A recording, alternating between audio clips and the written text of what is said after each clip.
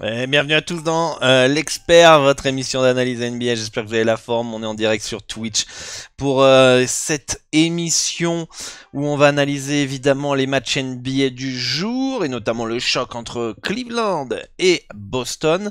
Et on va parler paris sportif. Vous allez pouvoir me poser vos questions aussi. On va passer un bon petit moment ensemble. Et aussi, qu'est-ce que je voulais vous dire? Je sais plus, mais c'est pas grave. On va attendre que tout le monde arrive. Je vais envoyer le petit message comme quoi on est en direct. Et n'hésitez pas à me dire dans le chat si vous m'entendez bien. Let's go. Let's go. Ok, pas mal de messages qui viennent d'arriver. Hop, on va aller sur Flash Résultats. Flash Score. Pour faire le petit récap de la veille. Comment s'est passée votre soirée NBA hier, les amis? Dites-moi. Là, on a la map du jour. Si vous me voyez à l'écran, hop, on va passer sur l'autre. Pourquoi on voit pas? Là, on est sur Betfair. Ah non, c'est bon. On peut voir la map du jour. Boston, Cleveland, Brooklyn, Charlotte, Memphis, Denver, Dallas, New Orleans, San Antonio, OKC et les Lakers face à Utah. Voilà le programme un petit peu du jour. Hier, qu'est-ce qui s'est passé? On a les Bulls qui se sont imposés 122 à 112. Le under de 134 que je vous avais dit qui pouvait être potentiellement intéressant, mais risqué, qui est passé. Miami qui s'impose 106 à 89. Grosse défaite de Philly avec la présence de Joel Embiid. Les Knicks qui s'imposent facilement face aux Wizards, ça c'était prévu. Les Raptors, les amis, les Raptors qui s'imposent face à Indiana, hein, comme quoi, qu'est-ce que je vous disais hier? L'algo, d'un point de vue statistique, ne donnait pas de value sur Indiana. Subjectivement, quand on connaît un petit peu les deux équipes, les absences, etc., on pouvait se dire quand même qu'Indiana, ça pouvait être potentiellement intéressant. Et c'est là la force d'un algo, d'avoir vraiment quelque chose de brut, d'objectif, statistique. Après, vous pouvez mixer vos ressentis, etc. Mais en tout cas, victoire de Toronto, 130 à 119. Les Bucks, pareil les Bucks, 101 à 100. Bon, ils se font remonter, troisième quart-temps, 35 à 26, etc. Mais l'algo, il mettait léger favori, hein. Léger favori, hein. Donc c'est important que vous appuyiez sur les statistiques pour faire vos analyses parce que ça peut vous empêcher d'avoir des biais émotionnels, des biais cognitifs, vous basez trop sur votre ressenti, votre subjectivité en fait, il n'y a pas d'autre mot que votre subjectivité, vos connaissances dans le sport. Orlando qui s'impose 109 à 99. Atlanta qui s'impose 109 à 108. On avait dit que je ne serais pas surpris de voir Atlanta s'imposer à Sacramento. Et les Clippers 102 à 99 qui s'imposent face aux Warriors. Personnellement, après l'information de Stephen Curry présent, j'ai trouvé que la cote des Clippers avait trop monté. Je suis parti sur le plus 5. Est-ce que vous m'entendez correctement, les amis? On va aller faire un petit point sur Twitch ici. On va voir si ça marche. Hop, je vais me mettre le petit son. Parfait, on m'entend bien. En live, on est combien? On est 14. N'hésitez pas à parler dans le chat, les amis. Dire que tout est bon de votre côté. Est-ce que vous avez besoin d'un VPN pour regarder ou pas aujourd'hui? Normalement, c'est bon, hein. Normalement, c'est plutôt bon. Hop, je retourne ici sur... Le son est parfait. Merci pour le follow, Busty. Salut Malo, salut les gars, j'espère que vous avez la forme. J'espère que ça va. Non, non quoi? Qui on a en ligne? On a Antras Brooks, Art, Busty, Cantilien, Loxy, Malo, Paris Klein, Robin Desbêtes, il est là. Rudy. Il y a du monde, c'est cool. C'est cool. Salut les gars. Salut I love random. Comment s'est passée votre soirée NBA les gars? Dites-moi dans les commentaires. Dites-moi. Ça y est, l'écran il fonctionne. L'écran fonctionne. J'ai l'adaptateur qui est ici. Donc personnellement, moi hier, en plus je vous ai mis les codes de Lituanie, deuxième division, ce qui nous intéresse pas pour aujourd'hui. Hier, qu'est-ce que j'avais moi? Je fais 2 sur 4 global. Je passe le under Chicago, je perds le over Miami Philly alors qu'il est hyper bien anticipé. Je perds pour 0,5 points le over Orlando Phoenix alors qu'il est hyper bien anticipé. Et je passe les Clippers, plus 5,5. J'étais optimiste, merci beaucoup pour le live, de rien. J'étais optimiste pour les Suns face à Orlando, je me suis planté. Bah, planté oui, oui et non, hein. Tu l'as pris à combien la cote de Phoenix? C'est ça qu'il faut aller checker, il faut aller checker la closing. Si tu la bats, t'as pris un bon bet. Phoenix, tu l'as pris en sec, t'as pris combien? Hop, on va aller voir ça.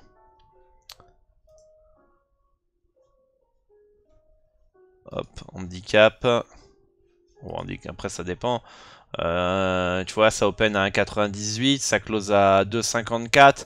Mais si tu arrives à la prendre à 2,64 ici, bah t'as pris un value bet. Powell, 23 points hier, son cut il passe alors qu'il joue que 26 minutes. Salut Antas Brooks, no bet hier pour moi, t'as été prudent. Ouais, Powell, j'ai vu le match, parce que vous savez, ici on regarde pas les matchs, hein, comme on nous a reproché hier. J'ai regardé le match, il a enchaîné les 3 points dans le 4ème quart-temps notamment. 2,50. Ok, 2,50. Bah malheureusement tu bats pas la cote. Tu t'es fait battre par la cote, donc autant c'est pas un mauvais bet, c'est le timing, hein, c'est ce que j'expliquais avec l'interview avec Lou. Tu le prends à 2,67, t'as un bon bet. Tu le prends à 1,98 en opening, c'est un mauvais bet. Et voilà, après c'est ça la difficulté en fait. C'est ça la difficulté. Et puis après ça reste que un pronostic, hein. Il faut voir sur des milliers et des milliers et des milliers de pronostics, voir un petit peu bah, ce que ça donne en fait. Mais je suis en argel. Ah ouais, ça change la donne. Parce que tant si tu l'avais à 2,50 en argel, tu l'avais peut-être à 2,64 sur Pinacle à ce moment-là. Et donc tu l'aurais pris à un bon moment. Donc il faut que tu t'inscrives mon petit Cantilien sur PS3838. Je t'envoie le lien dans le chat. C'est un formulaire à remplir que je vous ai mis à l'écran. Voilà, adresse email, prénom. Je vais même vous... Je sais pas si c'est le formulaire ou le tuto vidéo, mais c'est pareil. Vous aurez le formulaire dans la description du tuto vidéo si c'est le tuto vidéo. Vous le remplissez, vous sélectionnez quasiment tous les books, hein, ils sont fiables. Hein. Là vous avez Orbitix pour l'exchange, vous avez PS3838 pour avoir Pinacle, donc Orbitix c'est Betfair, PS3838 c'est Pinacle, Piwi c'est les deux ensemble, d'accord. Asian Odds c'est PS3838, 3ET, SingBet, BetISN, Panta 88 qui synthétise les cotes et les limites et place automatiquement vos paris sur ces bookmakers à la meilleure cote disponible, donc ce qui peut être aussi intéressant. Voilà. Salut, je n'ai pas pu rejoindre le live hier, il me disait que je ne pouvais pas rejoindre et là ça marche. Ouais, tout à fait, hier on avait ce problème malheureusement de VPN. Donc on a réussi à trouver le problème. Et j'espère qu'aujourd'hui vous avez pu rejoindre le live et ça c'est cool, oui, je te suis, je l'ai regardé tes vidéos sur YouTube, c'est très intéressant, merci pour ton boulot. Bah de rien, avec plaisir. D'ailleurs, grosse news les gars, grosse news, ça fait longtemps que vous me le demandiez. Mon ami Antoine Basket Cut va venir dans le Dorado Show. Alors ça sera pas en direct, les interviews c'est compliqué en direct parce que il faut qu'on se cale en même temps, et il y a des bugs de son et tout. Le son, vous vous rendez pas compte si vous n'êtes pas dans sur internet comme moi, etc., créer du contenu, mais le son c'est une galère les gars. C'est d'une galère. Donc quand tu as trouvé une fréquence avec un bon son, tu modifies rien. Donc c'est pour ça que les interviews aussi, que ce soit difficile de se caler, même heure, etc. Je les fais en préenregistré directement sur Zoom. Comme ça c'est sûr, on n'a pas de problème de son, on n'a pas de problème d'enregistrement, on n'a pas de bug, on n'a rien. Et voilà. Donc c'est cool. C'est cool. Donc ouais, je vous recommande d'avoir Asian Connect et avoir PS3838. Hein. Si vous respectez un minimum et que vous voulez gagner de l'argent sans être limité, oui, il y en a qui vont me dire oui, mais en NJ on peut gagner de l'argent, nanana, oui, sauf qu'à un moment donné, tu vas être limité, tu vas devoir créer des comptes sur d'autres identités, trouver des comment on dit en français, des prêteurs de noms, si je traduis en espagnol, et ça c'est pas forcément légal. Donc tu prends le risque derrière avec ton argent d'avoir des soucis, etc. Donc à un moment donné, le but du jeu c'est de gagner sur PS3838 Orbitix. Il n'y a pas d'autre. Si tu veux pas, en tout cas, batailler avec le SAV, rentrer dans du côté plus compliqué niveau administratif avec des multicomptes qui sont pas dans les qui sont interdits dans les conditions générales, bah compliqué quoi. Donc voilà, c'est important d'avoir PS3838. Vous avez des codes qui sont plus hautes de 20 à 25%, voire 30% par moment. C'est comme je prenais l'exemple sur X tout à l'heure. C'est comme si tu allais en fait, quand tu dis non, je préfère rester sur de l'ANJ avec une cote à 1,70 au lieu de l'avoir à 2, bah c'est un peu comme dire non, moi je préfère payer mon plein d'essence à 2 euros le litre au lieu de l'avoir à 1,70. Voilà, c'est le même principe. Donc si vous voulez maximiser vos gains, il y en a, il dit ah j'arrive pas à gagner, je suis en train de stagner, t'es sur quel book? Je suis sur BetClick, Winamax. Et ben peut-être que si tu prends ces mêmes paris sur PS3838, tu serais pas à l'équilibre, mais tu seras en positif. Voilà. N'oubliez pas que si vous voulez progresser dans les paris sportifs, écrivez-moi sur WhatsApp, consultation gratuite, le lien, vous le scannez le QR code. Vous avez dans la description, le Wizbot va vous l'envoyer en live si vous êtes en replay, il y aura dans la description et vous pouvez me contacter, on fait le point sur votre situation et derrière on voit ce qu'on peut améliorer d'un point de vue formation soit gratuite, soit payante évidemment et voir ce qu'on peut faire pour optimiser vos résultats. Mais contactez-moi sur WhatsApp, vous avez la formation Dorado Betting Liberty en plus gratuite pour tous ceux qui me contactent. Voilà. N'hésitez pas, ça c'est pour la petite intro. On est combien en live là les gars? On est en live, on est combien? Hop, hop là. Bon les codes sont hors ligne. Il est 12h30 ici au Mexique, ça va toutes les demi-heures ça met en hors ligne. Et on va pouvoir après démarrer.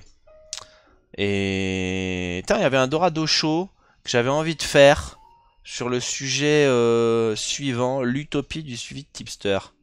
C'est un sujet que j'ai eu en idée, en tête, avec une discussion avec Lou aujourd'hui, ce matin. C'était très intéressant de pouvoir le BTC qui passe en ATH. Je viens de recevoir une petite notification. Si je me trompe pas. Bon, pour tous ceux qui ont investi dans le Bitcoin, on doit être content normalement. On va aller voir c'est sur Telegram. Voilà, le Bitcoin atteint un nouveau record historique de 93 500 $. GG à tous ceux qui ont hold du BTC depuis 3 ans. Parce que le bull run est arrivé, mais le bear market il était quand même... faut être fort là-haut. Faut être fort là-haut.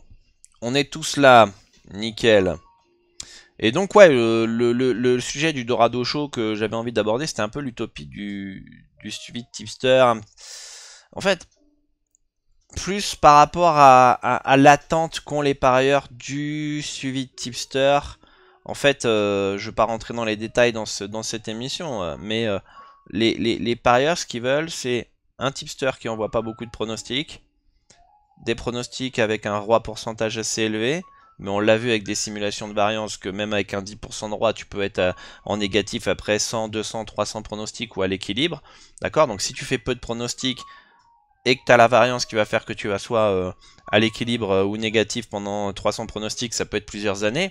Donc déjà, rien que là, il y a une utopie qui est que je veux suivre un tipster qui fait de la qualité, qui envoie peu de bêtes pour que ça soit suivable sur de la masse, mais je veux pas de variance, je veux pas de période de stagnation, je veux pas de bad run, etc. Alors que mathématiquement, c'est impossible. Et qu'en fait, un bon tipster suivable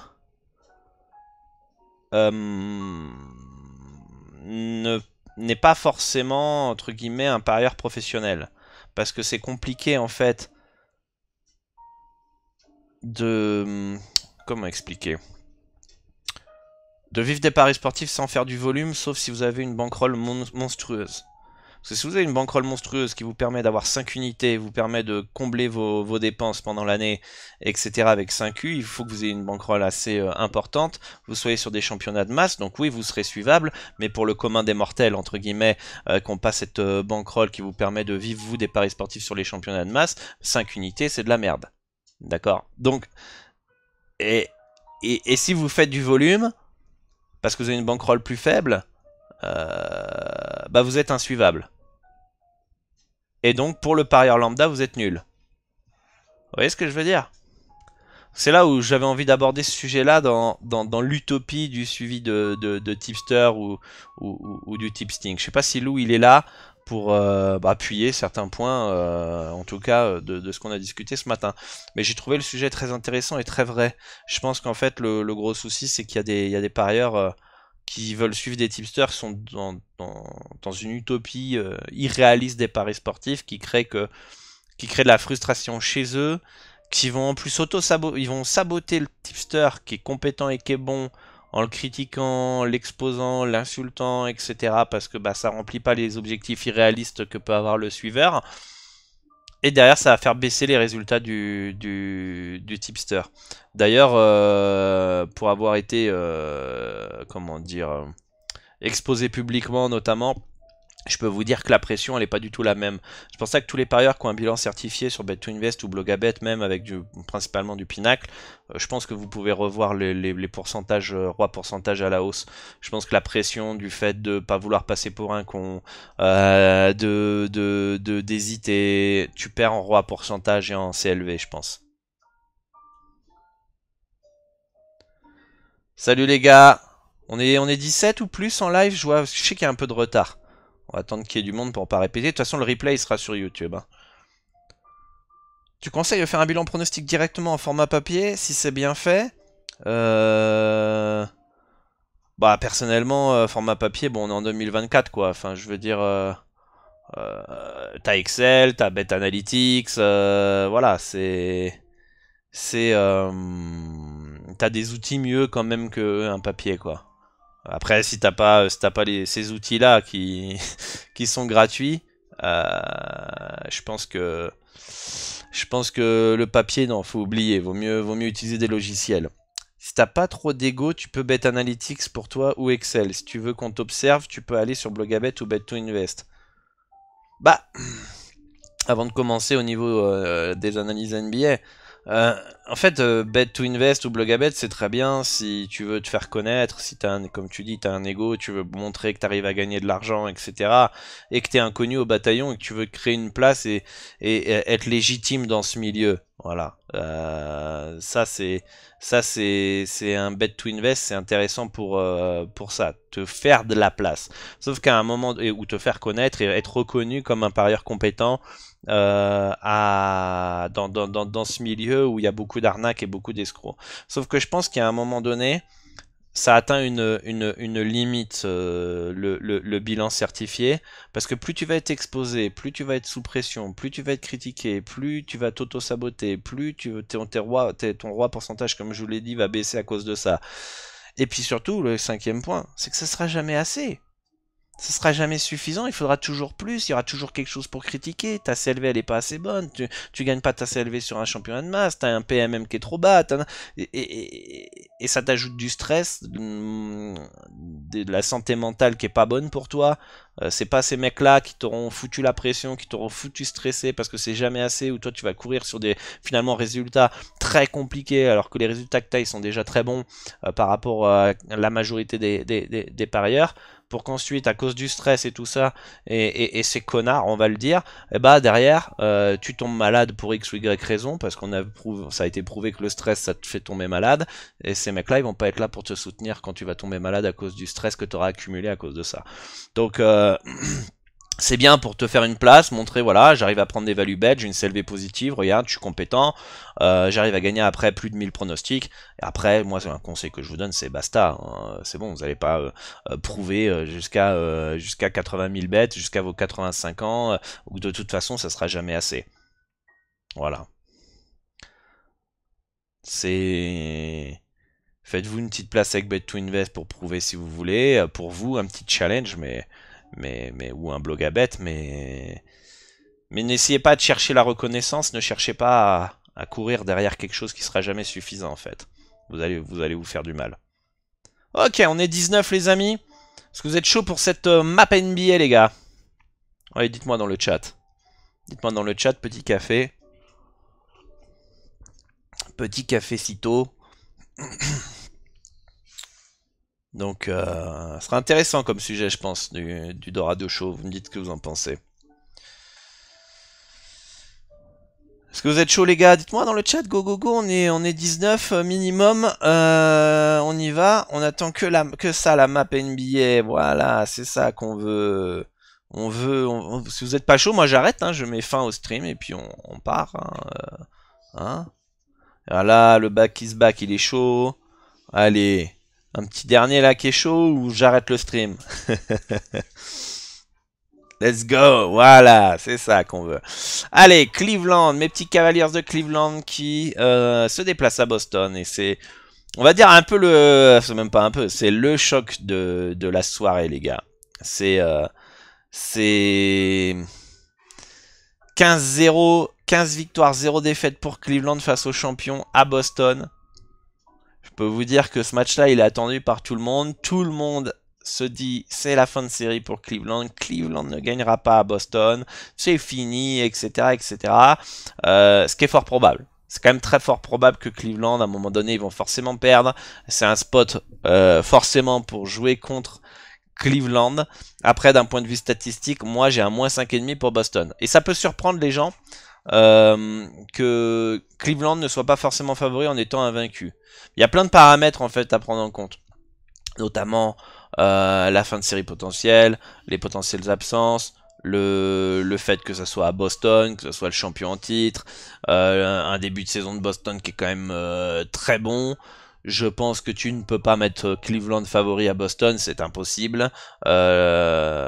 Potentiellement, si on part du principe que Boston, la plupart du temps, va gagner entre 1 et 10 points d'écart, ça me semble être l'écart le plus cohérent, le plus logique dans cette rencontre. C'est pour ça que je trouve que le moins 5,5 me semble plutôt bien placé. Ça va être un match d'ailleurs qui va dépendre beaucoup de la défense des deux équipes. Ça peut être deux équipes qui défendent très très bien. D'accord. De l'adresse extérieure à 3 points, on sait que Cleveland a une énorme adresse depuis ce début de saison. Boston, ça peut être son péché mignon. Donc ça va être un match très très intéressant pour moi à regarder. Pas à parier. À parier, je pense que c'est bien placé. Pour partir sur Boston, moi j'aurais pris un Boston à -2, -2,5 à 943. Un -2, -2,5, je pense que la value elle est sur Boston. Tu mets un +8,5 pour Cleveland. +8, je pense que la value elle est sur Cleveland à long terme. Là, on est exactement entre les deux. Donc j'estime plutôt ça correctement bien placé. Hein. D'ailleurs, si on va regarder le classement, hein, 15 victoires, 0 défaites pour Cleveland, 11 victoires, 3 défaites pour Boston. C'est assez proche, un niveau stat, hein, point marqué, point encaissé, hein, 124 pour Cleveland, 122 pour Boston, 111,4, c'est exactement la même défense. Deux équipes sont capables de défendre s'ils ont envie. Gros potentiel offensif des deux côtés. D'ailleurs, si vous avez des performances joueurs, on les analysera à la fin. D'accord, vous me dites dans les commentaires quand on passera à la partie performance joueur, vous me dites ah Dorado, est-ce que on peut analyser vite fait les perfs joueurs. D'ailleurs, ça donnait quoi hier les perfs joueurs? Je vous ai dit j'étais pas ultra fan du point. On va aller voir ça. Du point Fox, mais plutôt fan. Enfin, je préférais plus le 3 points que le point de Fox. On va aller voir. Parce que on a analysé correctement. Ou pas. Fox, il était à 33,5. Son cut de mémoire, il est à 28. Et par contre, il marque 3 paniers à 3 points. Donc, on avait plutôt bien lu sa perf. Curry, c'était combien son cut? Powell, je vous avais dit que c'était bon et j'aimais bien le over 19,5, c'est passé. Et Curry, je sais plus à combien il était son cut. Si vous pouvez me le rappeler. Il met 26 points. Pour moi, il est pas passé. Il est pas passé, je crois que j'avais dû dire que ça me paraissait pas super fou. Donc plutôt bien lu la map, je suis plutôt content niveau performance joueur, alors que c'est pas forcément ma stratégie. Je sais que dans le chat vous avez pris du Powell. Je sais plus ce que je disais moi là. Les absences. Absence du côté de Cleveland. Sur ce match, c'est bien coté. Curry 24,5, il est passé. Il était à 24,5 le cut de Curry, j'y crois pas un instant. J'y crois pas un instant. Sur Pinacle, il était pas à 27,5. Pas à 24,5 les gars, il était pas à 24,5, j'en suis convaincu. Il faudrait qu'on regarde l'émission d'hier, mais pour moi il était pas à 24,5, je serais plus proche du 27,5 pour Curry que 24,5. Vous êtes sûr, 24,5? Il était pas à 23, arrêtez les gars. Ouais, je vérifierai après. Okoro, incertain. Levert, incertain. Pritchard, incertain. Porzingis, incertain. Bref, on va pas faire long feu sur ce match de Cleveland. Pour moi, il n'y a pas de value. Ça me paraît plutôt bien placé. Ah ouais, vous êtes sérieux, les gars? 23,5. Mais les gars, attends, non, les gars. On n'a pas Curry ici. Stephen Curry, mais il tourne à combien en moyenne par match? Ah, peut-être vous avez raison. Et il tourne à moins de 24,5. Je sais plus. Franchement, je sais plus. J'aurais pensé qu'il était plus haut de mémoire. Il était plus haut. Mais maintenant, vous mettez le doute là. Vous mettez le doute. Donc il est passé son cut. Bon, passé, s'il est à 24,5, mais 26 points, il est passé à l'arrache. Donc, bon bah GG si vous l'avez eu les gars. Mais je pensais qu'il était plus haut son cut. Je te scroll sur Telegram. Comment ça tu me scrolls sur Telegram, le basque? Donc ouais, pour moi, Boston-Cleveland, pas ouf. Pas ouf, le cut, je crois qu'il est bien placé aussi. Hein. J'ai rien en cut ce soir, de toute façon. Donc les over-under, on laissera tomber. Tiens, d'ailleurs, Antoine vient de me répondre. Il me dit dispo jeudi ou lundi prochain pour l'interview. C'est nickel, c'est officiel. On va voir Antoine Basket Cut dans le Dorado Show. Et ça, je sais que vous l'attendiez tous. Brooklyn face à Charlotte. Brooklyn qui par logiquement est légèrement favori face à Charlotte. On a Cam Thomas qui est là, je crois. Voilà, Cam Thomas qui est là. Dorian Finney-Smith qui est là. Pour moi, je préfère ce soir les Nets que Charlotte. Ça peut être un match serré, ça peut être un match où Charlotte est en feu, un pétard mouillé et ça gagne à Brooklyn. Mais je trouve que le moins 3 Brooklyn à 961 me semble pas déconnant, pas dégueulasse. Pour moi, Brooklyn devrait gagner la plupart du temps entre 1 et 10 points d'écart. On m'aurait mis un moins 5 pour les Nets. Je n'aurais pas été surpris. Je trouve pas que la value à 2,31 en faveur de Charlotte soit si intéressante que ça. On va aller voir d'ailleurs ce que dit le marché. J'arrive pas à charger Pinnacle Dropper ce matin. Peut-être qu'il faut que je me reconnecte. Et il est là le problème. Quand ça fait ça, il faut que je me reconnecte, mais la flemme, il t'envoie un mail, tout ça, machin. Donc, on va aller sur du Odds Portal. C'est pas grave, on n'aura pas la courbe. NBA. Que nous dit le marché sur les Nets? Hop. Ça open à 1,72. Et c'est 1,69, donc ça va légèrement sur les Nets. On peut voir qu'en ouverture, c'est descendu jusqu'à 1,64. Ensuite, c'est remonté à 1,70. Et là, ça se stabilise autour de 1,69, 1,71. Mais pour moi, les Nets ont toutes les armes pour gagner face à Charlotte et ça me paraît un bet pas déconnant. Dites-moi ce que vous en pensez vous dans le chat. Mais les Nets c'est une piste intéressante ce soir. Cut à 222, j'ai un cut à 222 donc bien placé. Si on regarde un peu les match-up, Dennis Schroeder, Lamelo Ball, ok, Cam Thomas, Miller, ok. Franchement, ouais, ça peut être un match assez disputé en vrai, hein, mais quand même, je donne un avantage pour l'équipe à domicile. Voilà. C'est-à-dire que je pense -3, c'est le minimum pour Brooklyn. Tu peux pas forcément mettre Brooklyn outsider chez eux face à Charlotte. Donc si tu baisses la cote de Brooklyn, pour moi, il y a value. Il n'y a même pas de question à se poser. Si vous mettez un -1, -2, s'il n'y a pas d'absence, hein, évidemment. -1, -2 à 2, la value, elle est clairement sur les nets.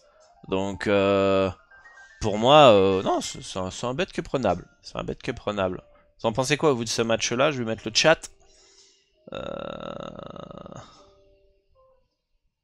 Oh, vous parlez pas, les gars, pendant les analyses, là.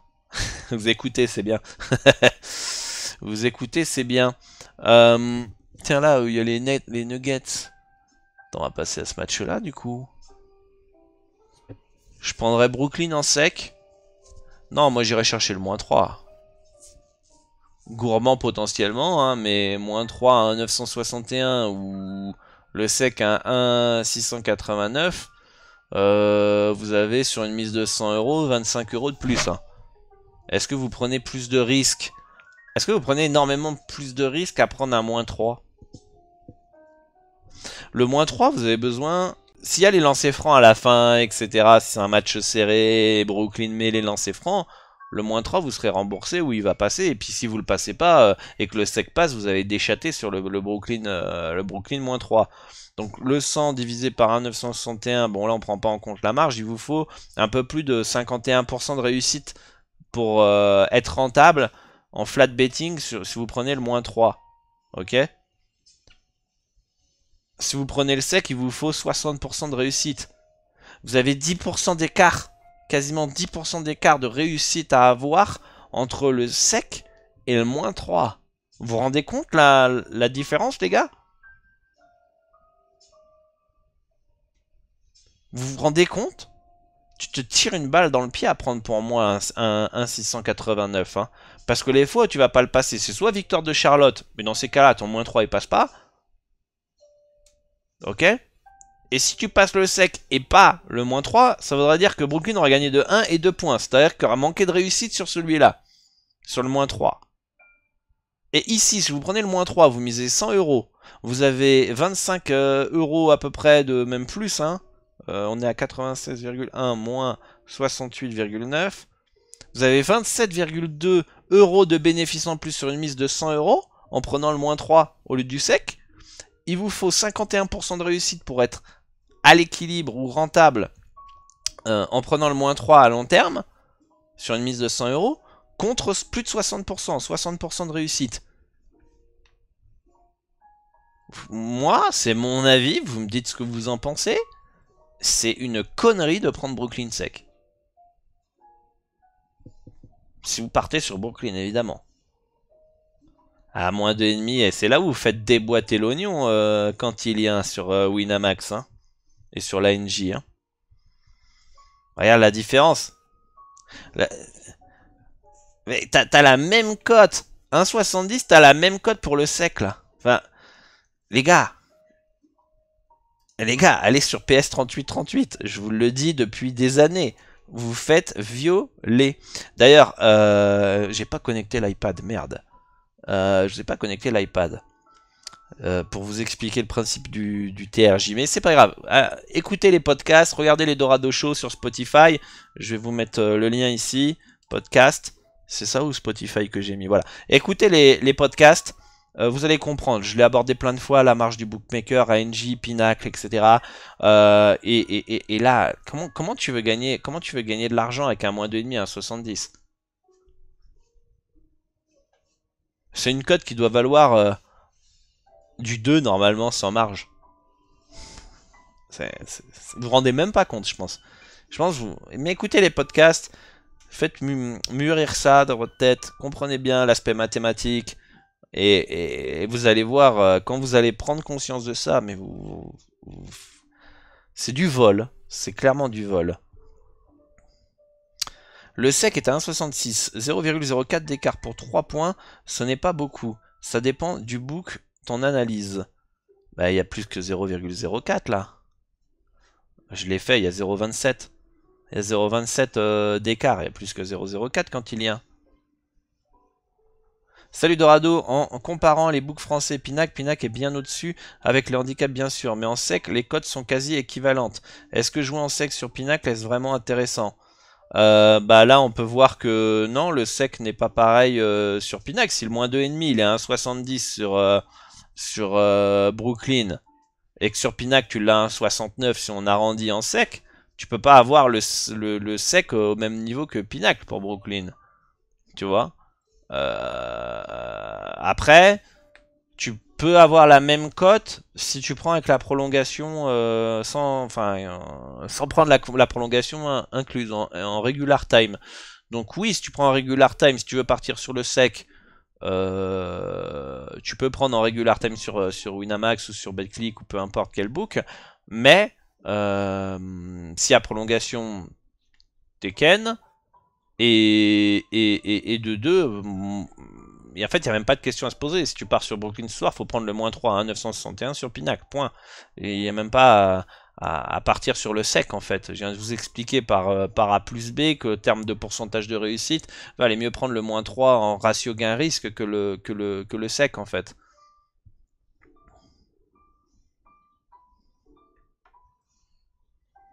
Donc voilà. Bah, c'est dur d'être en bénéfice sur Winamax, oui et non.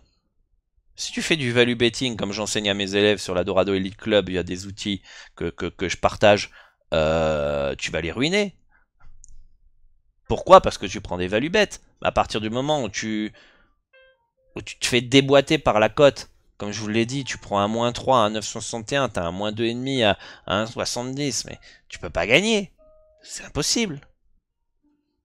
Mathématiquement, c'est comme...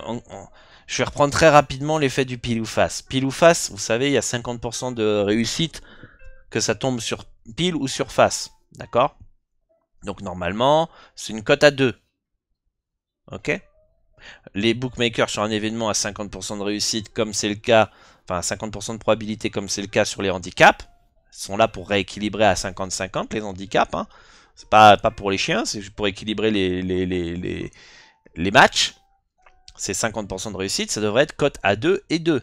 Sur Pinacle, ça ne l'est pas. Pourquoi? On peut voir un 961 à 943, parce que le bookmaker se prend une marge. Pour être sûr de gagner, quel que soit le résultat, il prend un pourcentage. Là, vous avez un pourcentage de 2,50% à peu près. Sur Winamax, vous avez un pourcentage de 30% à 25% de marge qui se prennent. Donc on fait le pile ou face. Si on a des cotes brutes à 2 parce que c'est 50-50, c'est la probabilité. D'accord? Et on parie chacun 100 euros, 100 euros. Ok? On va juste, après des milliers et des milliers de pronostics, s'échanger nos euros. Sur 100 pronostics, vous allez pouvoir parfois gagner vous, des fois c'est moi, etc. etc. Ça c'est la variance, c'est la part de chance sur le court terme. Ok? Mais après 100 000, 200 000, 1 million de lancers, on va juste s'échanger nos euros. Personne n'aura gagné, ni vous, ni moi. C'est mathématique. Ok? Par contre, moi, je suis payé à 2,20 sur un match, enfin sur le pile ou face, et vous êtes payé à 1,70 sur Winamax, vous allez vous faire détruire au pile ou face. Donc ça va être impossible, oui, de gagner de l'argent à ce jeu pile ou face si vous avez une cote à 1,70. Impossible mathématiquement. Donc c'est pour ça que c'est difficile de gagner sur Winamax si tu prends pas de value bet, parce que la marge elle est trop grande. Mais si tu prends des value bet via le value betting, via les outils que je partage dans la Dorado Elite Club, eh bah vous allez les mettre dans le mal, les gars. Mauvaise journée hier, mais il n'y a que le long terme qui compte. Ah bah les mauvaises journées ça va arriver, hein. Forcément, hein. Forcément, c'est obligatoire. C'est obligatoire, vous n'allez pas gagner 100% des jours. Tous les jours, vous n'allez pas faire du bénéf. C'est là la différence entre un bon parieur et un mauvais parieur, c'est que le bon parieur, bah, qu'est-ce qu'il va faire? Il va garder le cap, il va rester fidèle dans sa stratégie, il va savoir se remettre en question quand il faudra se remettre en question, il va accepter la perte, et alors que le mauvais parieur, celui qui perd à long terme, il va sans cesse changer de stratégie à la moindre série de pertes.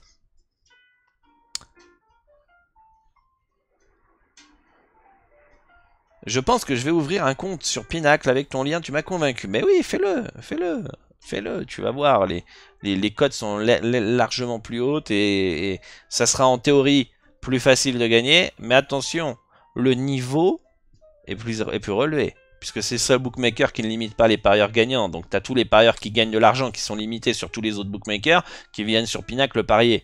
Donc le niveau il est relevé. D'ailleurs, ce qui serait intéressant, c'est de...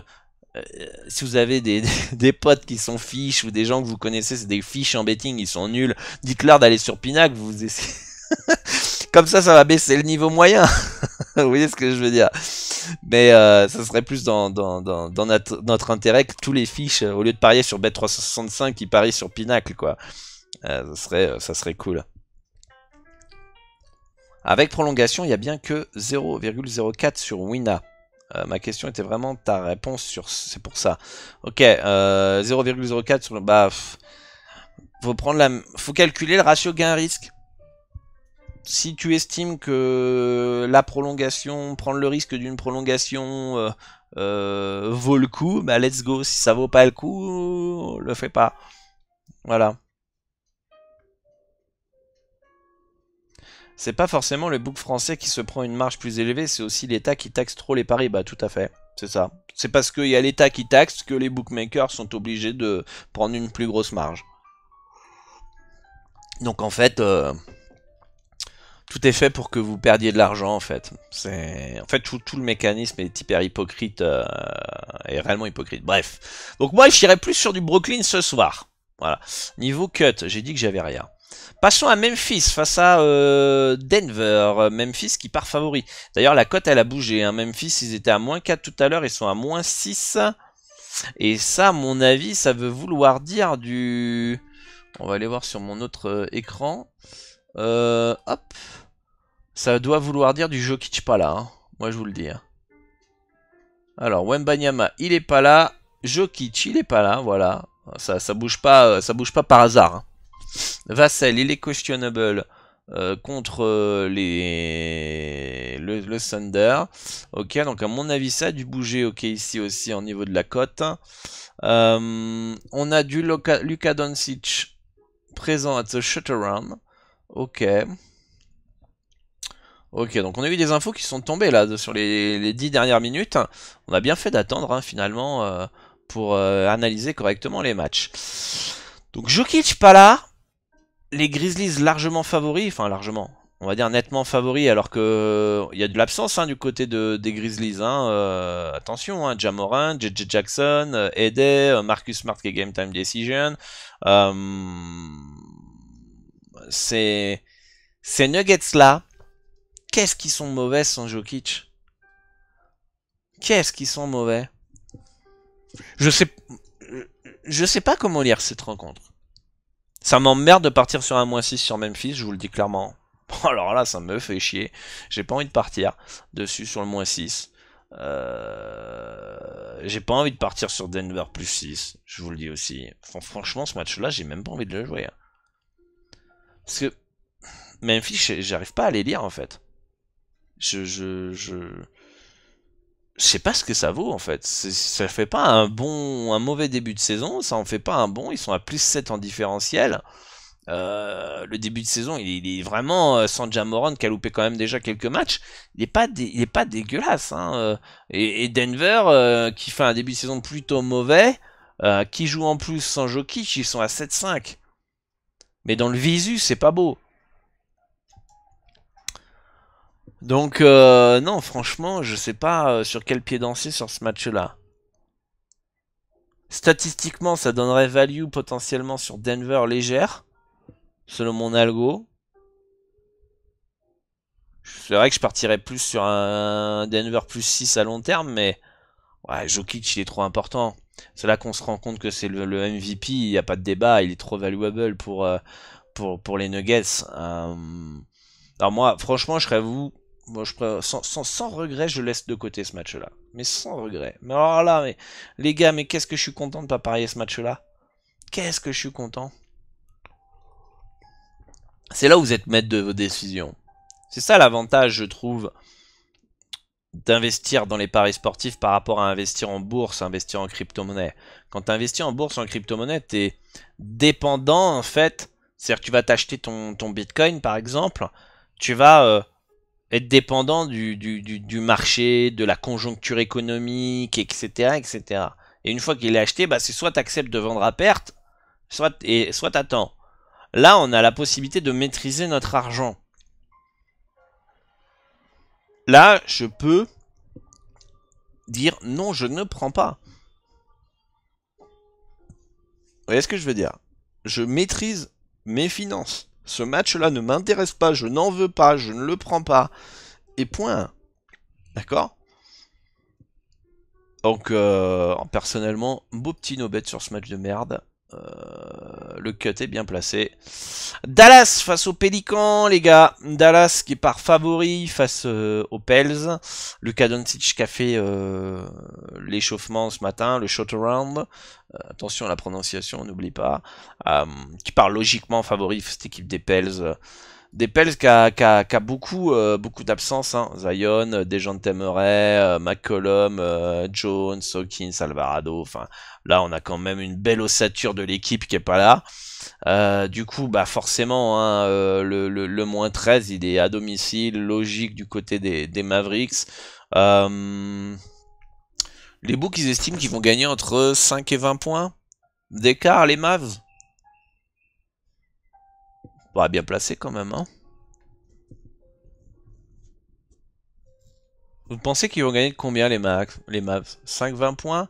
Je pense que le 6-10 points, il va être minimum. Minimum. 6-10 points. Et après, en fonction de leur envie, ça va être entre 10 et 20 points. Donc ça pourrait sembler bien placé. Statistiquement, vu le début de saison, a priori, ça a l'air d'être un poil abusé. Donc la value statistique pure brute serait un plus 13 qui serait intéressant.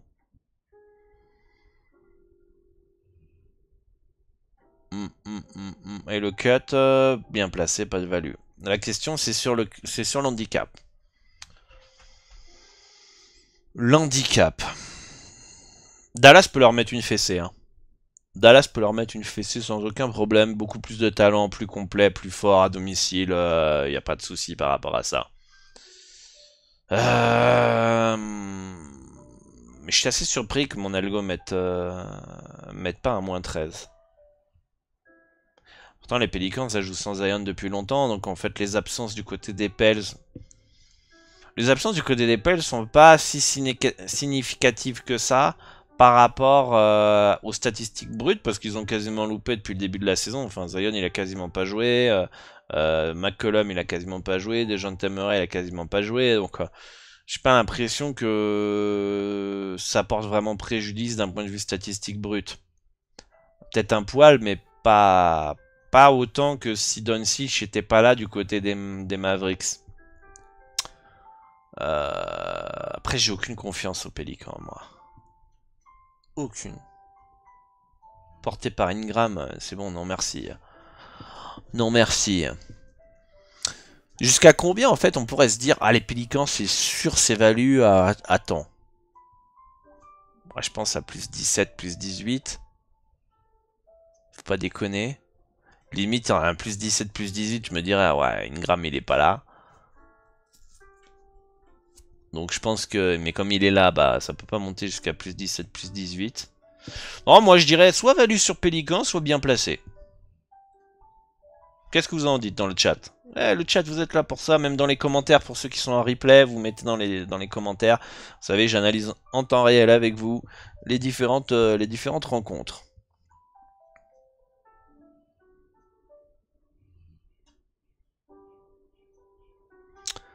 Euh... Sur le sec, il n'y a pas de différence, donc même si Pinacle, sur Pinacle, le sec doit pas être intéressant sur Pinacle. Ah, j'ai pas compris ta question. Ah si, par contre, sur les handicaps, il n'y a pas photo. Ah oui, le handicap, il n'y a pas photo, même sur les over-under. Ce soir, tu mets tous les matchs à côté pour l'instant. De côté, non, j'ai pas mis tous les matchs de côté. Hein, j'ai dit que Brooklyn, c'était un bon bet. Hein. Je vois pas en quoi j'ai mis tous les matchs de côté. Hein. Vous savez, il n'y a pas de value sur tous les matchs. Ici, on n'est pas là à gambler hein, quand il y a un... On n'est pas là à gambler. Si tu veux faire un petit ticket, combo et tout ce que tu veux, tu peux quitter cette chaîne YouTube ou Twitch, peu importe, et tu vas aller sur un petit Telegram d'un mec bien flingué dans les paris sportifs qui va te proposer un petit bet sur Winamax. Non rentable à long terme, tu vas pouvoir vibrer, t'amuser, avoir un petit œil sur flash résultat pendant la nuit et stresser comme un con. Pas de souci, tu peux aller là-bas, mais après, faudra pas venir se plaindre que tu perds de l'argent. Eh ouais, tu l'as dit tout à l'heure, si c'est dur de gagner sur Winamax. Qu'est-ce que tu veux que je te dise de plus? T'es là pour investir et être parmi les grands, les investisseurs, les gars sérieux dans le betting, ou t'es là pour gambler? Donc soit tu restes avec tes croyances et tu restes avec tes frustrations et t'avances pas, soit tu te remets en question, tu te dis tiens c'est intéressant, Dorado en fait il parie pas la map, il fait pas des mortal combos comme tout le monde, ah il est sur Pinax, c'est bizarre, il a un discours un petit peu différent le Dorado quand même. Il y a peut-être une raison. Donc non, on ne passe pas tous les matchs, on va partir sur les matchs qui semblent intéressants. Point. Et comme dit le Basque, t'as quand même des pistes à creuser. Je suis là pour t'aider dans le pré-match. Et ton travail, toi, que tu fais du côté personnel. Voilà, moi, je vous ai donné un conseil en or. Te dire qu'il vaut mieux prendre le -3 chez les Nets sur Pinacle que prendre le sec, d'un point de vue rentabilité pure, mais ça, c'est un conseil qui va te faire gagner, de l'argent. Je dis pas que Brooklyn nous perd ou perd pas. Là, on s'en branle en fait de ça. C'est juste que tu prennes conscience que le -3, il est plus intéressant que le sec. D'un point de vue probabilité intrinsèque, d'un point de vue gain.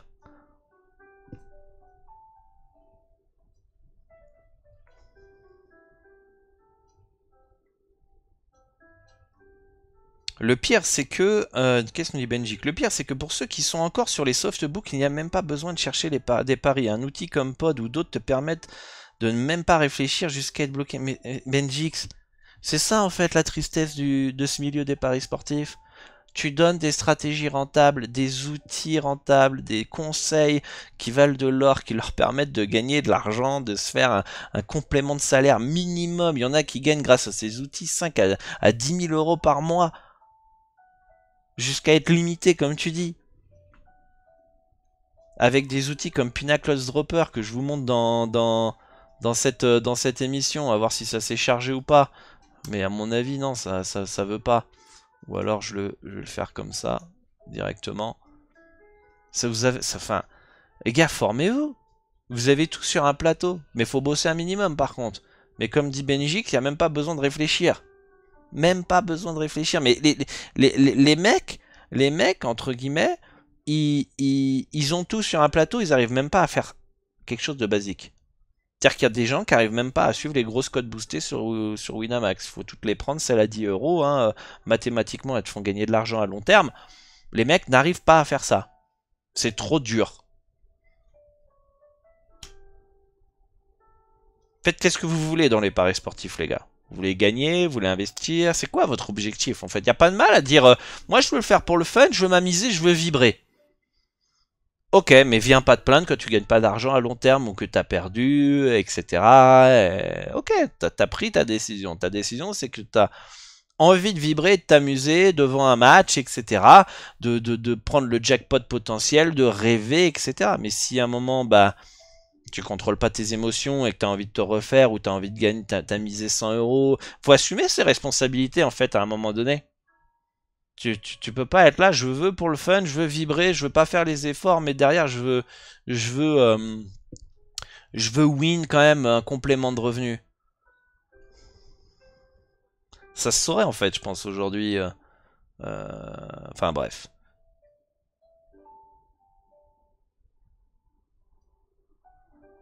Le bet net, c'est pas ça. Bah, c'est ce que je dis, le basque.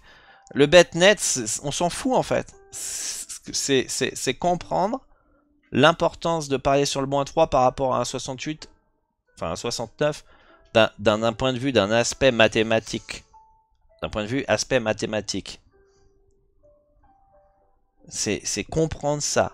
Rien que comprendre ça, après on s'en fout si les Nets gagnent ou gagnent pas. Comprendre que tu te tires une balle dans le pied à prendre le sec au lieu de prendre le moins 3. Que le ratio gain-risque entre le moins 3 et le sec est pas plus grand. Mais les gens ont tellement peur. Elle est là la truc. Ils ont tellement peur de perdre. Ils veulent tellement prendre le bet chirurgical et gagner 100% de ces pronostics.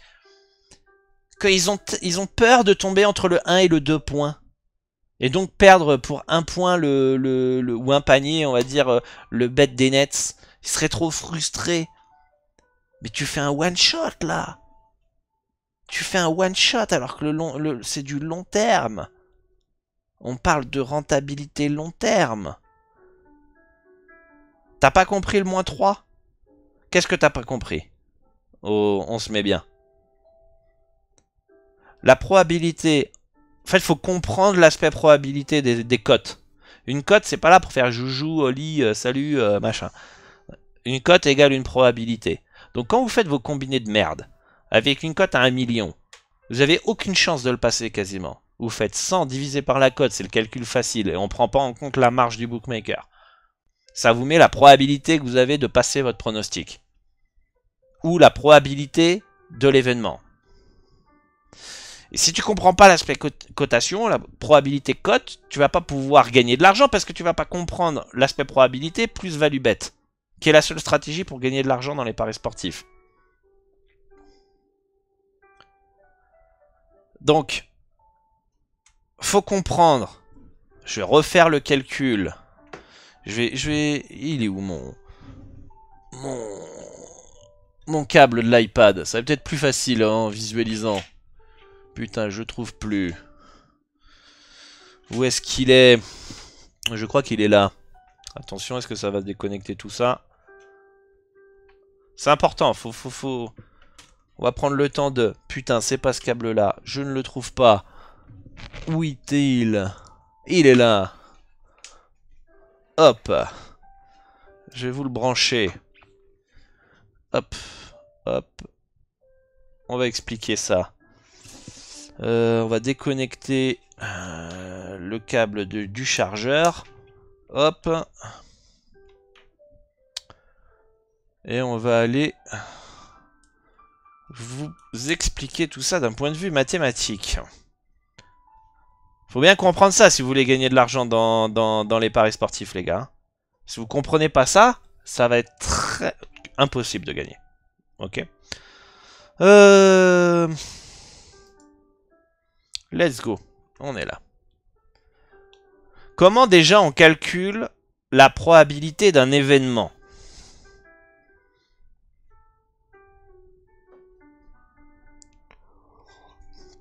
Dites-moi. Le calcul simple. Sauf après, il y a l'aspect prendre la marge du bookmaker.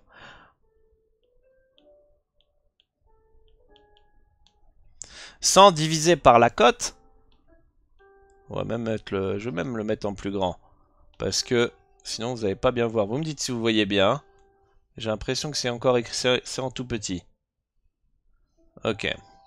100 divisé par la cote est égal à la probabilité. Parfait, bien les gars, voilà, ça qu'on veut. Donc, les nets, moins 3 à 1, 961.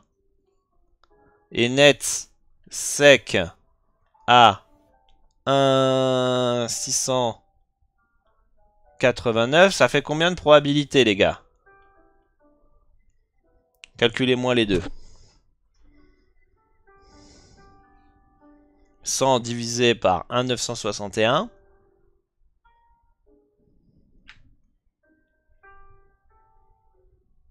Allez, faites-moi le calcul, les gars. Soyez proactifs dans le chat.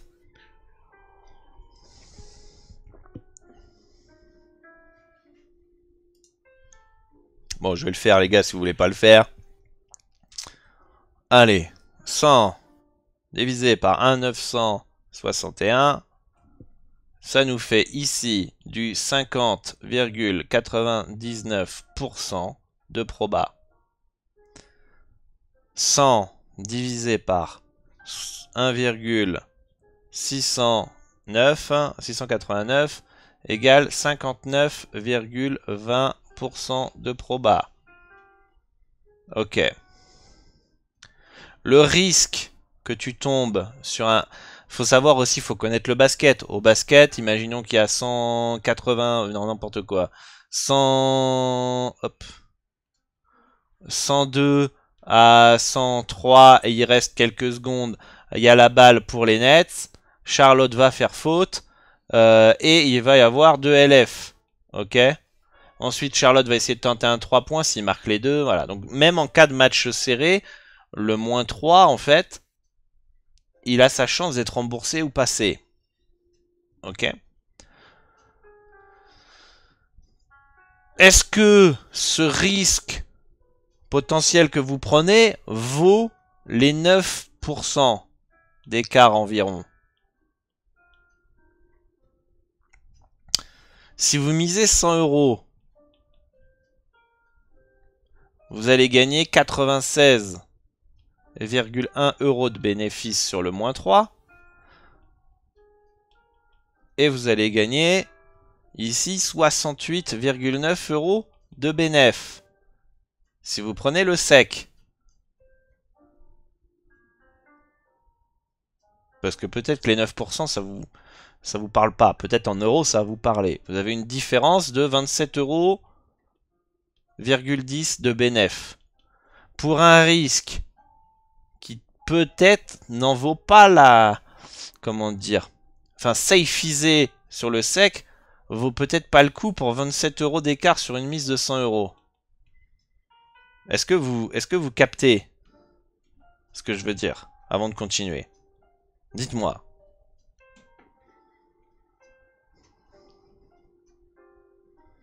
Est-ce que le fait de prendre en sec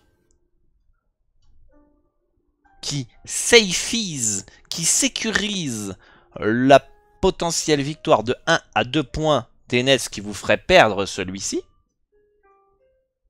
est-ce que ça vaut le coup d'avoir un manque à gagner de 27 € pour une mise de 100 €? Personnellement, moi non. Sachant que ce que je vous ai expliqué ici, que si c'est serré et tout, machin, les lancers francs peuvent faire que vous allez passer votre handicap. Ok? Et si jamais vous ne passez pas le moins 3 parce que ça gagne de 1 à 2 points, vous avez manqué de chance.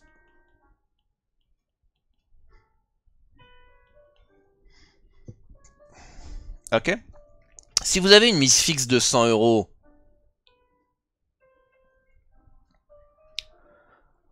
mise fixe, bien attention, mise fixe. En prenant le moins 3, vous avez besoin de 51% de réussite pour être à 0 € de bénéfice, 0 € de perte. Ok?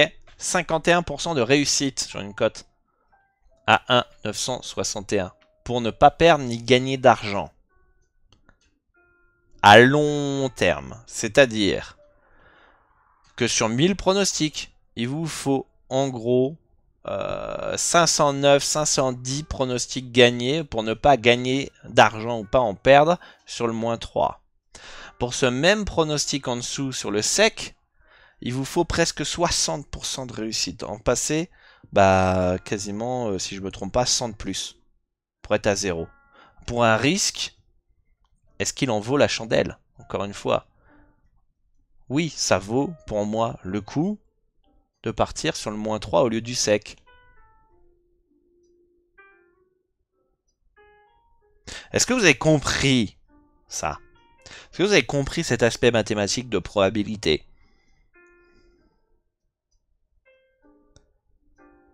y en a qui vont peut-être me dire non, pour X raison, je préfère partir sur le sec, etc. Ok, j'entends, pas de problème. Mais moi, je suis pas convaincu. Je suis pas convaincu. Il faudra un argument en béton quand même pour me dire, ou pour que je sois convaincu, moi, pour que tu me dises, dans le sec, ça vaut plus le coup que le -3. Vrai, je sais même pas quel argument vous pourriez me sortir pour me dire, me convaincre de partir sur le sec au lieu du -3. Donc là, c'était la petite pause explication de, bah forcément, éducative, hein, parce que c'est le but de ces émissions, notamment l'expert, c'est pas vous donner du prono comme vous voulez du prono sur un plateau. De toute façon, vous donnez du prono sur un plateau, vous n'allez pas gagner d'argent, même si on vous donne les meilleurs pronostics au monde. Pourquoi? Parce que vous n'êtes pas formé, parce que là-haut, vous êtes faible.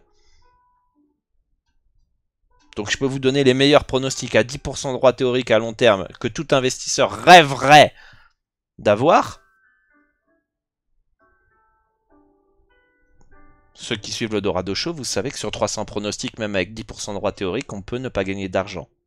Et la majorité d'entre vous ne supporteriez pas le fait de ne pas gagner d'argent pendant 300 pronostics, 200 pronostics. Donc vous auriez arrêté. Après, on va pas rêver à un truc irréaliste. Déjà, même 10% de droit théorique sur sur tous les pronostics, c'est limite utopique déjà. Ok. Donc soit vous entendez la vérité et vous travaillez pour réussir, et vous écoutez la vérité, soit vous restez dans le monde des bisounours, et vous restez dans le monde des bisounours. Moi, il n'y a pas de problème, ça changera rien dans ma vie. Ça change rien. Celui qui perdra de l'argent, c'est pas moi, ça sera vous. Donc qu'est-ce que vous avez à perdre à écouter un gars comme moi qui a plus de 10 ans d'expérience dans le betting? Vous avez tout à gagner.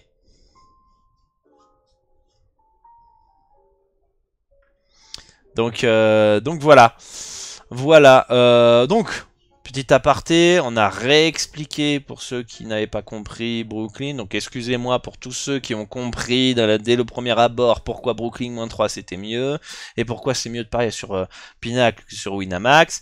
Il y a certaines personnes dans le chat qui n'avaient pas compris. Et j'espère que maintenant c'est compris. Mais en tout cas, je vous invite à écouter les podcasts, encore une fois, les Dorado Show, pour progresser tout simplement. À un moment donné, ça va pas tomber du ciel les amis, et chercher à avancer, progresser. Donc moi j'irais plus sur du Pélican plus 13 que du Dallas -13. Voilà. Mais ça me paraît petite mise, petite confiance, en espérant qu'ils vont pas de choc nos amis des Pels. San Antonio qui reçoit le Thunder de OKC. Et bah, le Thunder qui part logiquement favori. On a eu la news que Victor Wembanyama, Victor avec un R à la fin, il est pas là. Et ça va être compliqué pour les Spurs. Face à cette équipe du Thunder qui vient de perdre à domicile contre qui déjà? C'était pas très beau. Bref, ils ont perdu. Je m'attends à une petite réaction de la part du Thunder, qui joue physique, qui est talentueux, qui met du tempo, etc. Je pense que ça va gagner. Moins 9,5, 1,22 en sec à l'extérieur. Personnellement, je sais mis combien moi? Je mets un moins 8,5 sans compter l'absence de Victor. Donc du coup, franchement facile, un moins 10,5, ça me paraît plutôt bien placé. Il n'y a pas de value. Au niveau du cut, c'est pareil, c'est bien placé. Il n'y a pas de value pour moi. C'est un no bet. Les Lakers qui reçoivent le Jazz d'Utah, qui part légèrement, enfin largement favori avec un moins 11 en faveur de Los Angeles. Je mets un moins 10 moi personnellement, donc pas de value d'un point de vue handicap dans cette rencontre. Logique, favori les Lakers. Et ça, je pense que c'est dû au fait que le Jazz a fait un très mauvais début de saison. À cause des absences, notamment de Mark Cannon, d'accord, notamment de Mark Cannon. Ça a été une absence de taille en début de saison, ce qui a fait que le Jazz a pris du retard à l'allumage. Je pense quand même que le plus 11 du Jazz peut être intéressant. Malgré, là c'est subjectif, hein, c'est mon avis. D'un point de vue statistique brut, le moins 11 me paraît bien placé, il n'y a pas de value, c'est-à-dire que c'est un F0. D'un point de vue subjectif, j'estime que le début de saison des Jazz a été un poil faussé par les absences, et qu'ils vont faire mieux par la suite, et donc potentiellement un plus 11 plus intéressant qu'un moins 11.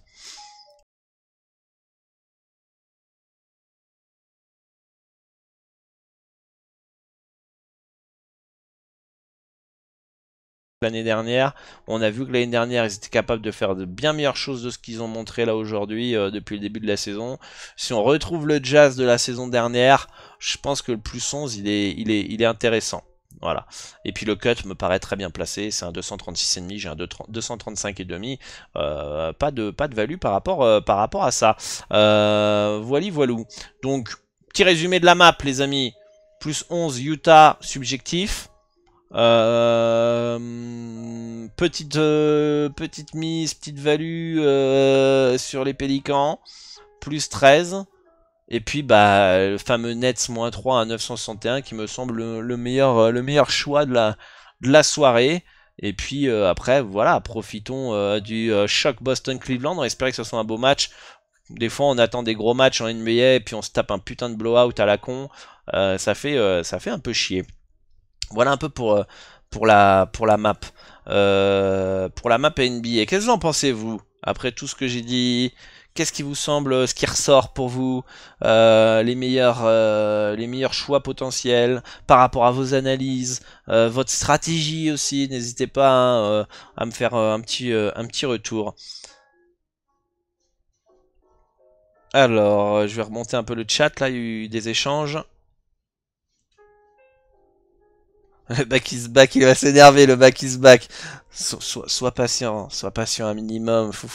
Comme il assimile les choses. Et c'est ça, les gars. Arrêtez de croire que connaître. Non. Arrêtez de croire que c'est parce que vous suivez le sport depuis des années que vous savez prononcer le nom des joueurs, que vous savez qui est le coupeur de citron de l'équipe, que vous allez forcément gagner de l'argent dans les paris sportifs. Ça fait des années, certains, que vous faites du pari sportif sous prétexte que vous connaissez les joueurs et voilà. Dans le but, à la base, de gagner de l'argent dans les paris sportifs. Les années sont passées, au lieu de vous remettre en cause et en question, il y en a qui se cachent derrière cette atrocité que je fais ça pour le fun alors que c'est du mytho et les gens savent que c'est du mytho, personne fait du pari pour le fun. Ça peut être votre passion, ça peut être votre... Vous pouvez kiffer ça. Et c'est fun pour vous, entre guillemets. Mais on fait pas ça pour... on fait pas ça pour... comment dire, pour s'amuser de base. De base, on fait tous pour gagner de l'argent. C'est ce qui nous a fait kiffer. C'est parce qu'on a vu qu'on pouvait potentiellement gagner de l'argent via nos connaissances en sport qu'on s'est dit, il y a quelque chose à faire. Mais quand c'est devenu difficile, les excuses de merde, de blaireau sont arrivées. D'accord? Donc, faut changer sa vision, faut changer sa manière de voir les choses. Si ça fait des années que tu fais du pari sportif, que de base, si tu te mens pas à toi-même, tu sais que tu le fais pour gagner de l'argent et que ça fait 5 ans, 6 ans, 7 ans qu'en fait, bah, ta vie, elle a pas changé, ton mindset, il a pas changé, parce que ça va... Une fois que vous allez prendre conscience que le betting, c'est plus que du betting quand vous décidez de vous former et rejoindre la Dorado Elite Club, et le Basque qui fait partie de la Dorado Elite Club, et il va confirmer ça, et il y en a peut-être d'autres qui vont confirmer que ça va plus loin que le betting. Ça va améliorer votre vie complète. D'accord? Donc, changez votre vision. Ça, ce que vous faites depuis des années ne marche pas, vos combos ne marchent pas, vos montantes ne marchent pas, le fait de parier sur Winamax ne marche pas. Ou du moins faire la manière dont vous faites les choses, ça ne marche pas. Cherchez à progresser, cherchez à comprendre. Vous savez que vous avez du potentiel. Vous savez qu'il y a quelque chose à faire. Ok? Donc, changez. Ça marche pas, bah... Ça marche pas comme ça ne marche pas aujourd'hui pour vous. Ça marche, bah tant mieux. Point. Vous avez quoi à perdre en fait? Pas besoin de VPN pour PS3838, je vous remets le tuto vidéo pour que vous puissiez faire les choses. Pour tous ceux qui seront en replay, vous avez le lien dans les commentaires épinglés, d'accord? Important. Mais j'ai peur à un moment donné que le 1 bloque Pinac parce que quand même on passe par un VPN. Pinac c'est présent depuis 1999. Ouais, c'est Pinac depuis 1901. Enfin c'est... Moi, Pinacle, je suis sur Pinacle depuis 2012. Je me suis fait limiter en 2011 par rapport au premier de mes premiers bookmakers. Et j'ai cherché des alternatives et ça fait depuis 2011 que je suis sur, dans un premier temps, PS38, enfin c'était Pinbet à l'époque via Asian Connect, c'est ce que je vous recommande aujourd'hui. Après je suis arrivé au Mexique, je suis parti sur Pinacle, parce que j'ai pas besoin de broker tout simplement.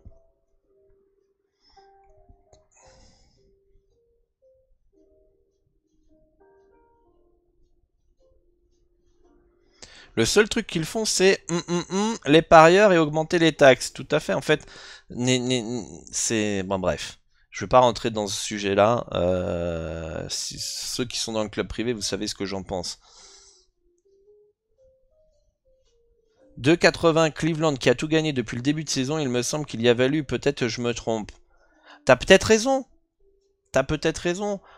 Mais déjà, elle est à 2,89 sur Pinacle. Mais n'oubliez pas ce que je vous ai dit hier si vous avez regardé l'émission, le syndrome de la main chaude, qui est un biais auprès des parieurs.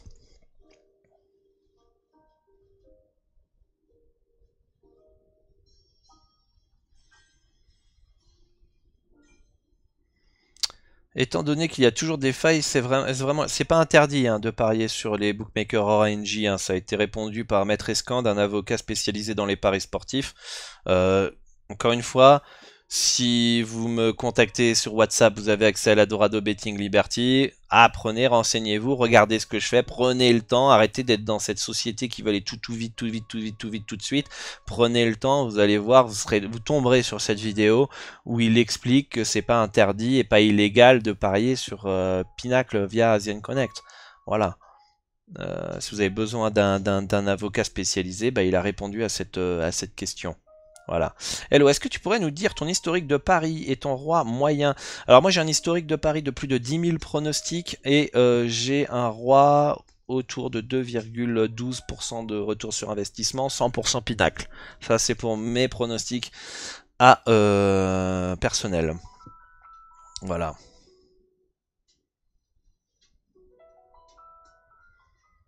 Et comme dit le Basque, les bookmakers français utilisent des trackers pour traquer les joueurs. Il y a eu des reportages à la télévision, hein, envoyé spécial, un reportage bien connu, où il y a un ancien trader chez Unibet qui explique qu'il traque les parieurs gagnants, il les empêche de jouer, mais par contre les fiches, ceux qui rapportent beaucoup d'argent, on va les pousser avec des bonus, on va leur mettre en avant les Golden Boy et ces conneries comme ça pour les faire jouer et les faire perdre encore plus. Donc ayez conscience de tout ça, mais sortez de votre de vos croyances, cherchez à progresser, soyez curieux, quoi. Soyez curieux. Salut Daryl, est-ce que tu penses que ton point de vue de supporter des Cavs, qu'ils sont en surperformance, et vois-tu une fin de série contre Boston? Pas du point de vue parieur, mais plutôt supporter. Je pense que Cleveland est en sur-régime, évidemment. Ils tirent trop bien au tir. Il y a un trop bon pourcentage au tir. Donc pour moi, ils sont en sur-régime, forcément 15-0. Forcément, t'es en sur-régime. Après, c'est une équipe qui progresse, qui est bien coachée et qui est en confiance, tout ça. Donc, moi, je pense qu'ils sont en sur-régime. Par contre, on est en train de voir la progression et le potentiel de cette équipe. Et je pense que ce soir, j'espère me tromper, mais je pense que ce soir, c'est la fin de série. Voilà, là, je parle pas de point de vue parieur, je parle d'un vue supporter. Voilà.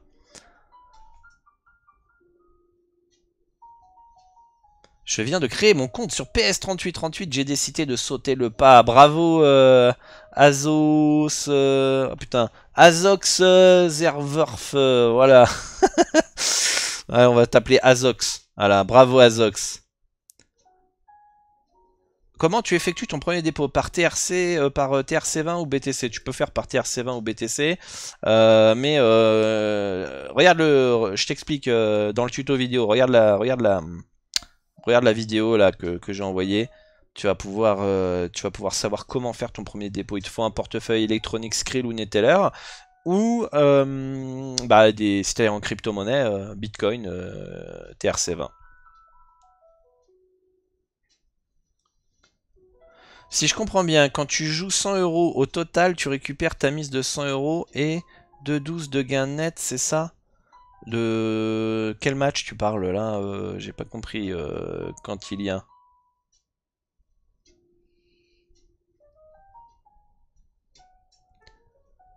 Quand tu mises 100 euros sur une cote à 2,12, tu vas récupérer 212 euros de bénéfice, de gain net. En bénéfice, tu retires ta mise, ça fait 112 euros de bénéfice net. Voilà, je sais pas si c'est ça que tu voulais poser comme question. En tout cas, voilà, dans la description de la vidéo, je vous mettrai pour ceux qui sont en replay le formulaire de Asian Connect. Vous le remplissez. Je vous mettrai le tuto vidéo aussi pour vous guider pas à pas, comme ça on fait les choses ensemble. Il n'y a rien de compliqué, hein. Faut pas avoir bac plus 20 pour s'inscrire. Et voilà, Asian Connect c'est un des brokers les plus fiables au monde qui existe, qui est sérieux, qui est pro, avec qui je suis passé il y a quelques années. J'ai jamais été déçu par eux, ils m'ont toujours payé, voilà. Et je sais que tous ceux qui utilisent Asian Connect, c'est exactement la même chose, hein. Donc, voilà. N'hésitez pas, le lien il est dans la description, comme n'hésitez pas à me contacter sur WhatsApp si vous voulez une consultation gratuite, on fait le point sur votre situation. Je parlais de ton roi, comme tu disais que tu avais 2,12% de roi. Ah d'accord. 2,12% de roi, ça veut dire que tu fais 2,12% de bénéf. Ok. Pour 1% misé, tous les 100 pronostics. C'est ça que ça veut dire. Donc, quand tu fais pas loin de 1000 pronostics par mois, ça t'aide à faire un bon bénéfice. Ce qui est la force du volume. Ce qui est la force du volume. Est-ce que vous avez des questions, les amis, avant de mettre fin à ce live et le mettre sur YouTube en replay? On risque de faire cette petite... je risque de faire peut-être prochainement le Dorado Show en direct sur l'Utopie du suivi de tipster, qui va peut-être pas durer si longtemps que ça, peut-être une demi-heure. Vous en avez pensé quoi, ceux qui étaient là au début de ce sujet-là? Ça vous intéresse un petit peu ou pas? Mais c'est quand même un sujet, je pense, qui est important pour casser des croyances, pour soutenir aussi les tipsters, pour pas qu'il y ait autant de pression et que les parieurs comprennent en fait. Ouais, voilà, je vais pas rentrer encore dans le sujet, dans les détails, parce qu'il faut garder un peu de contenu pour l'émission, mais voilà. Et qu'est-ce que je veux dire? Et on aura Antoine Basket Cut en interview. Et ça me fait plaisir. Je le remercie d'avance s'il regarde cette émission, de venir dans le Dorado Show pour parler de son parcours. Pour moi, très clairement, le meilleur parieur francophone, un des meilleurs parieurs au monde. Je connais pas tout le monde, mais très très fort. Très très très très fort. Très compétent. Quelqu'un que j'admire beaucoup, je respecte beaucoup et qui est très sympa, très humble, un parieur gagnant humble, c'est un vrai parieur gagnant, très clairement. Pour moi, le parieur qui soi-disant gagne et qui est pas humble n'est pas un parieur gagnant. Alors après, on a toujours le melon pour quelqu'un, hein. Certains vont dire ah t'as un melon, t'as vu comment tu parles, nanan, bref. Je pense que je reste quelqu'un de très modeste et très humble, malgré tout, même si on a toujours quelqu'un qui va considérer qu'on a un melon. Ok. Mais il y a melon et melon. Il y a melon pour vous faire bouger et vous faire progresser, entre guillemets, et d'être un peu arrogant sans forcément vous écraser, mais vous faire prendre conscience des choses. Et il y a melon pour attaquer les autres et dire que vous êtes des merdes et que moi je suis le meilleur. Pas la même. Pas la même. Et je vois beaucoup, notamment sur le réseau X, Twitter, des parieurs qui ont 200, 300 pronostics sur Bet2Invest ou Blogabet en bénéf, voire même un petit Bet Analytics, qui se croient les meilleurs du monde, qui te disent qu'ils sont pros, qui gagnent de l'argent dans les paris sportifs, et qui viennent t'attaquer à droite et à gauche, pas que moi et d'autres. Et ça, pour moi, c'est pas un parieur gagnant.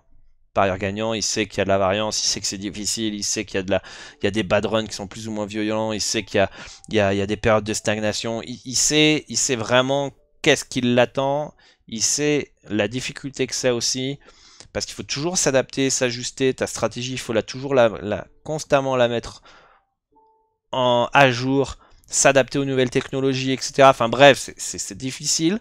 Donc, le vrai parieur gagnant, il sait que c'est difficile. Et il va pas être là à dire ah t'es nul. N'importe qui. Ok. Donc, ça la grosse différence entre un parieur gagnant et un parieur perdant. Ou un faux parieur gagnant. Un faux parieur gagnant, il se croit que c'est le meilleur du monde. C'est le meilleur parieur. Et il va écraser tout le monde. Le vrai parieur gagnant, il va être humble, il va souvent dire que c'est pas le meilleur. Et il va pas attaquer les autres.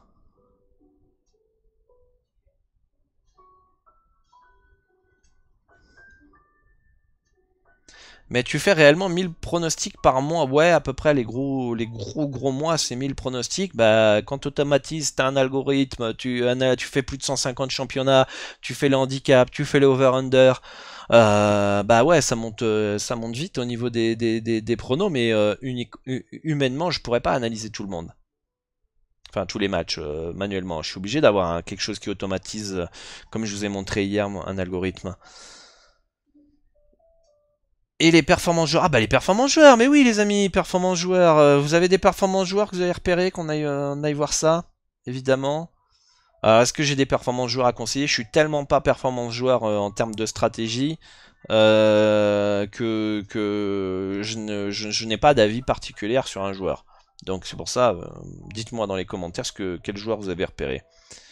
Il y a un bet spécial sur Betify, 22 rebonds ou plus sur Jarrett Allen et Anthony Davis à 1,50. T'en penses quoi? Juste histoire de vibrer, rien à voir avec ma stratégie, je la trouve seulement value au vu de leurs stats.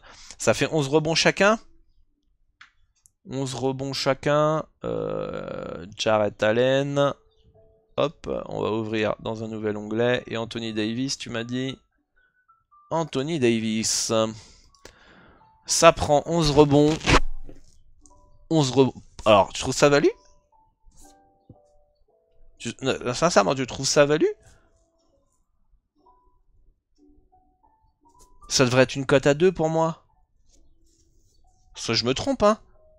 Mais les mecs, ils tournent à 11 rebonds, 11 rebonds. Ça fait 22. Ça vaut pas un 50. Ça vaut pas un 50 pour moi, ça.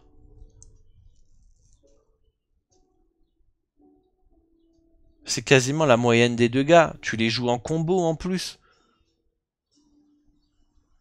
Enfin, je sais pas, soit je fume, je suis pas habitué à ce genre de bêtes, mais ça me paraît vraiment dégueulasse.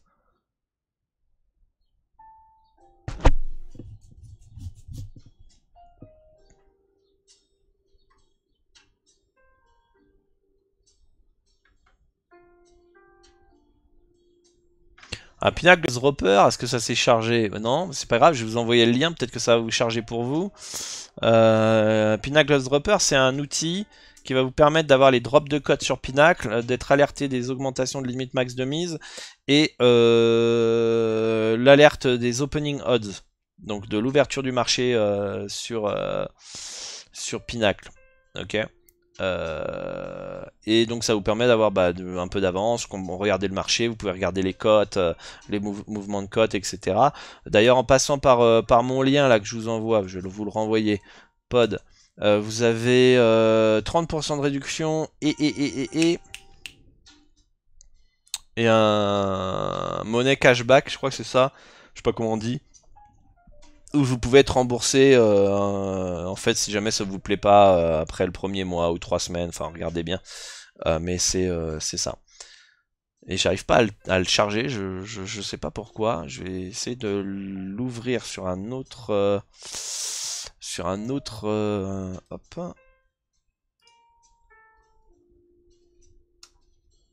un autre, comment on appelle ça, navigateur. Hop. je vais mettre mon adresse. Ouais, en fait, c'est parce que ça m'a déconnecté. Merde. Ouais, je sais pas, j'y arrive pas à me connecter. C'est pas grave. C'est pas grave.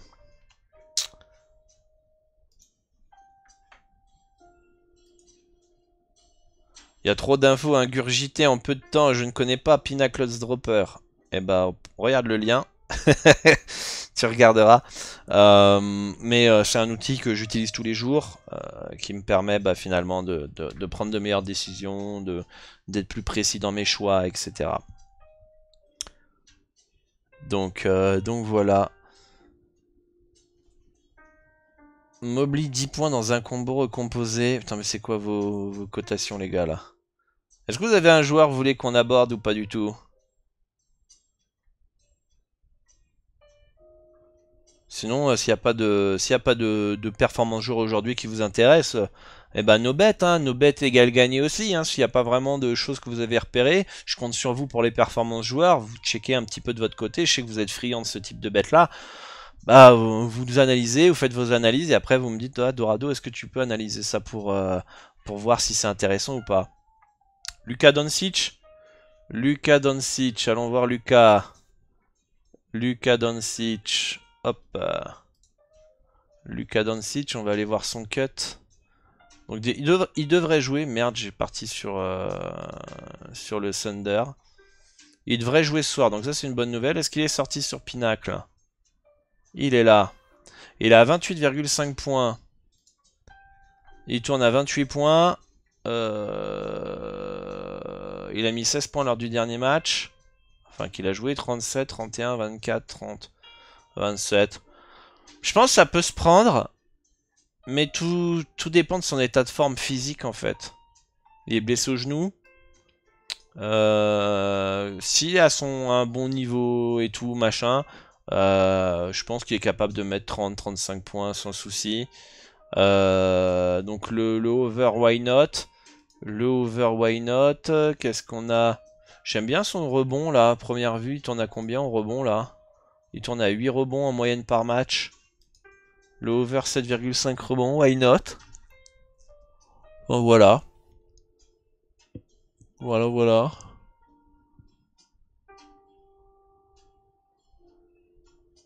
Ça paraît pas mal.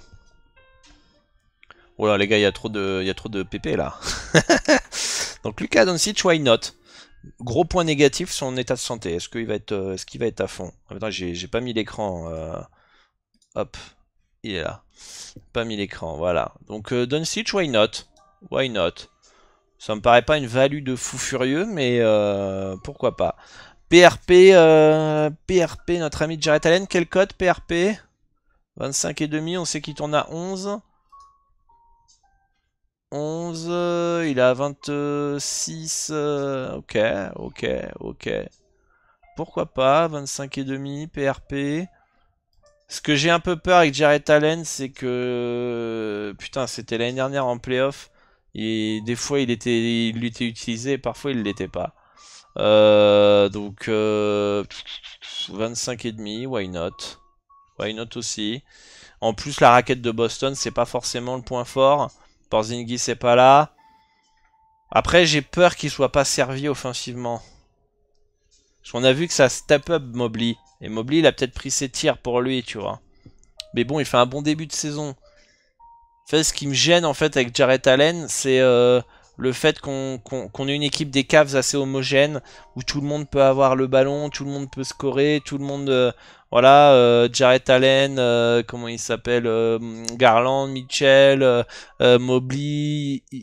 Et un soir ça peut être Jarrett Allen, et un autre soir ça peut être Mobley. Et je sais pas, trop homogène, et c'est la crainte que j'en ai sur cette performance de joueur.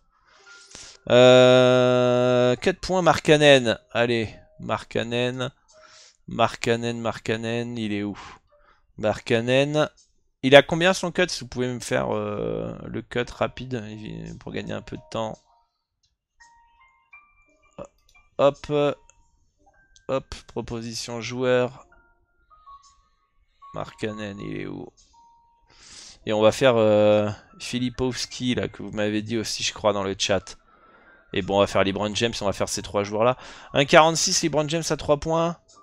Il a progressé, tout ça. Faudrait voir combien il en prend en moyenne.